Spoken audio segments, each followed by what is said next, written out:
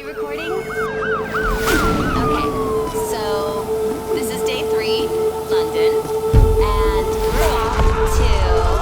Sarah, tell Daddy where we're going. We're going to Big Ben. That's right, Big Ben. Oh, there it is, sweetie. It's right there. Honey, are you getting this? You will suffer with me. Daddy, look over here. Look at me, Daddy. It's really hyper today. Stop! Sarah, don't go too far. Mark my Look, words, Mommy, there's Claire. birds. One day things will change. That's your daughter. You know she gets that from you.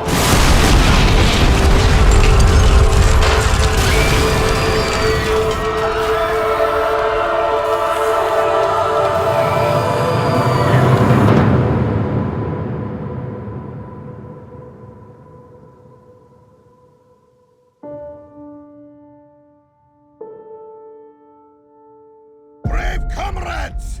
This day, the Nazi Empire will yield to the Iron Fist of the Red. Call of Duty has never been afraid of venturing into darkness. Some of its most unforgettable moments are ones that shock, disturb you, and make you question what war is really about. They are the moments that turn a game into an emotional experience. Through subtle details or brutal events, Call of Duty draws you into the chaos of war and shows how devastating it can be. This is the side of the franchise that dares to go dark. Shoot them in the back! Wait, surrender! Wait! Stop, please! No, no! Oh, God, wait! No! Call of Duty is messed up. In one moment you can see soldiers being sentenced to death by fire, and in the next be a pawn in an airport massacre. Not every game in the franchise showcases this level of brutality, but there are plenty of moments like this, and they are often some of the most memorable campaigns. It is actually easier to point out which games have a lighter playthrough compared to those that do, and that is one area where Call of Duty has stayed consistent, delivering meaningful shock to the player. Let's look at one of the best examples. You are strong? 貴様は強くない。強情なやつめ。 What fucking thing? 衛兵どもはみんなこうなのか。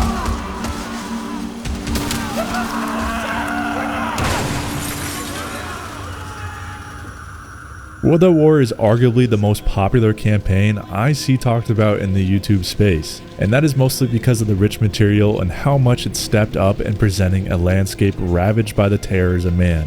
It takes you deeper into that darkness than most games in the series ever dared to. From the very beginning, you are shown the brutality of war in ways that stick with you. The Japanese soldiers torturing and executing your allies set the tone immediately.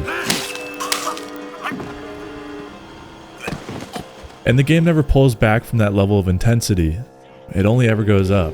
It constantly reminds you that this is not a clean or heroic war story. It is messy, violent, and deeply unsettling. The violence serves the story. Walking through war-torn landscapes and seeing enemies fight to the last breath makes every battle feel that much bigger. The game refuses to let you forget the human cost of what is happening, and it only gets darker as the campaign continues. You see the cruelty of the Nazis, but also the rage and desperation of the Soviets as they push forward. Reznov's speeches, the blood-soaked environments, and the sheer level of destruction make it one of the most haunting experiences in Call of Duty history. A lot of people remember it. It is often held up as a prime example of this is what a Call of Duty game should look like and strive to be. From beginning to end, it is brutal. And you may ask if we really need these kinds of moments for a Call of Duty campaign to be good.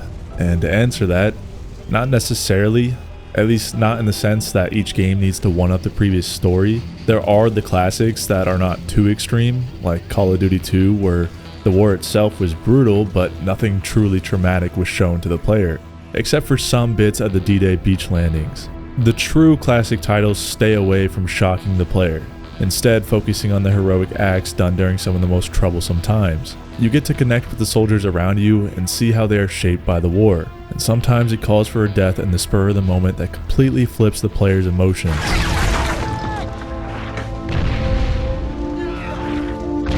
Into that building! Go! He's dead already! There's nothing we can do! Let's go! This kind of darkness is more personal, but not necessarily shocking. As you move through the Call of Duty titles, it is extremely hard to name a game that does not have some kind of hardcore showcase. The Modern Warfare series has dropped a nuke within a city full of civilians and soldiers. It has shown betrayal that turns the player and allies into wanted enemies of their own country, public bombings, an airport massacre, and more. The newer games take this even further, showing the damage that can be done to innocent people, such as when we were interrogating a villain and threatening his family right in front of him just to get him to talk. The Black Ops series is no different. Events such as the Nova 6 usage on our World at War hero and main character show this brutality. He should have died in Berlin.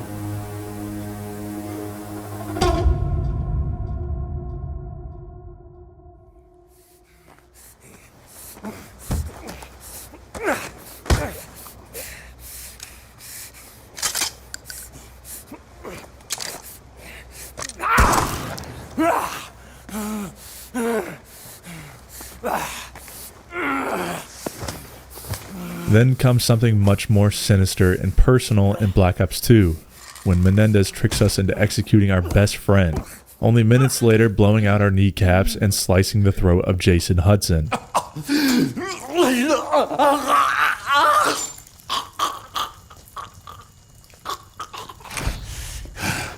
Your life will be consumed by absolute loss.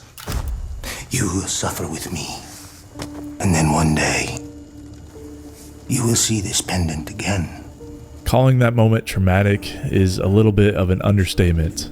Even Black Ops 3 has some gruesome scenes, though that campaign was quite terrible and not many people remember it. These examples show that darker and traumatic moments do not automatically make a Call of Duty story good, but when used correctly, they enhance the plot and strengthen the connection to the player. Personally for me, when I think back on these campaigns, the first things I remember are often the most traumatic moments. In Black Ops, it is the mass amounts of brainwashing and torture. In Modern Warfare, it is Makarov and all the terrorism he committed. In newer titles, it is the D-Day beach landings with bodies being dismembered in disturbing ways. And these moments are meant to disturb you, or at least make you reflect on the devastating nature of war. The way these traumatic events play out is usually what enriches both our villains and our main characters. In Black Ops 2, Menendez built a reputation with the returning cast by not only traumatizing them, but also carrying that trauma into the next generation with his Cordis Dias movement. His motives carried even more weight when we saw through the eyes of Woods, as he recounted his past experiences with him. Fucking Hudson gets on the radio. Says that Noriega is not the mission. He's a handoff. He's a prisoner swap. And right fucking then I should have known. Right then and there. I should have known right then and there. Like, what the fuck is wrong with me? The fuck?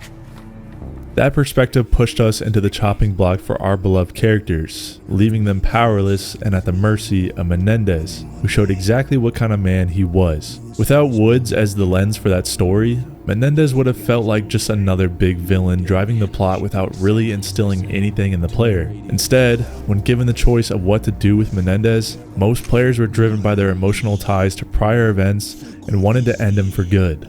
I am sure many people who played through and accidentally got the bad ending where he kills Woods immediately went back to make sure that was not the outcome, while also taking the opportunity to save Alex Mason. There have been way more catastrophic events that wiped out innocent lives in seconds, but sometimes the more personal moments hit the hardest. I also love the classic approach, the true Call of Duty classic, where the death of squad members was often the most emotional part of the story. Most of the time, these deaths came out of nowhere, happening in a split second and completely flipping the player's state of mind.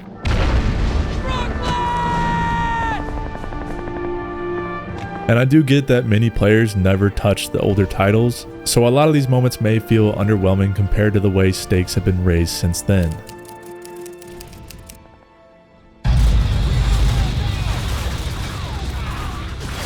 Call of Duty 4 Modern Warfare was the breakout game that pushed the franchise from good to one of the best in the industry. As you were playing with modern guns and equipment that felt brand new at the time, you were also faced with modern weapons of mass destruction.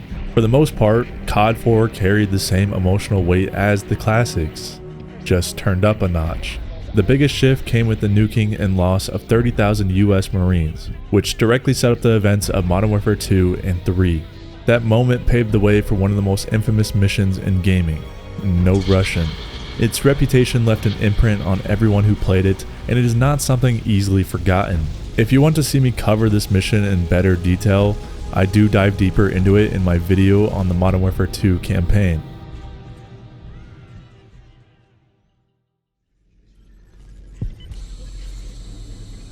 Who are you working for? Treyarch had a stretch of games where darkness was the central theme, to the point where it was poured into the menus, the soundtracks, and even the atmosphere around the game. World at War is often held up as one of the best, and that is thanks to those strong design choices. Treyarch went all in on creating a haunting tone that mirrored the brutality of World War II.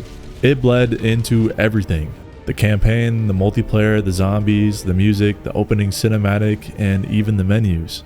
The very next Treyarch game followed a similar path, just not as intense. But still, sitting in menus with that kind of atmosphere gave players literal chills. It makes me wish Treyarch would fully commit to that kind of dark tone again and let it flow outside the campaign itself. After that stretch, the darker themes started to fade. It never really quite hit the same level again, but a lot of it was left in the soundtracks. How about you, Captain? Are you gonna let them die? Papa, please. Save his life, Sergeant. Now, son! Give us some more! I need to touch on the newer games some more, since a lot of them get brushed off and dismissed compared to the older ones. One of my personal favorites is Modern Warfare 2019, because it does go pretty deep down the rabbit hole.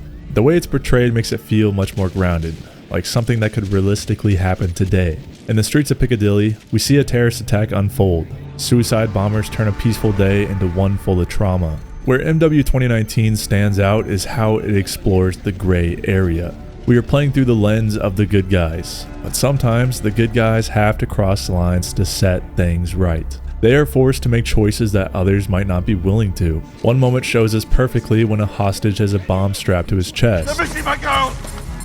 It's going off. I can't get it. No time! Help me! Help me! Wait! What are you doing? No! No! Gaz tries to save the man's life, but a seasoned veteran like Captain Price knows time is running out. He makes the call to pull Gaz away, choosing to save his ally instead of letting him die trying to save someone doomed. And after that attack, we see Gaz reflect on the rules of engagement and question whether enough is being done to prevent tragedies like this. We don't stand a chance in hell with these rules of engagement, Captain. They can tell us where, they can tell us when. Don't tell us how. There are plenty of moments like this where you are forced into tough situations. Clean House is a fan favorite for a reason. You lead a raid on a house full of terrorists, but it also has women and children inside. The game makes you question whether there are threats or victims trapped in the middle. It's kind of chilling seeing a child living in such a dangerous environment, which really just shows you the type of people that you are dealing with. I'm not going to dive into every dark moment from this campaign, but there are a lot of them. At one point, you fight against waterboarding torture. In another, you play as a child soldier. Modern Warfare 2019 has its share of disturbing moments, and if you have not played it in a while, it is worth revisiting.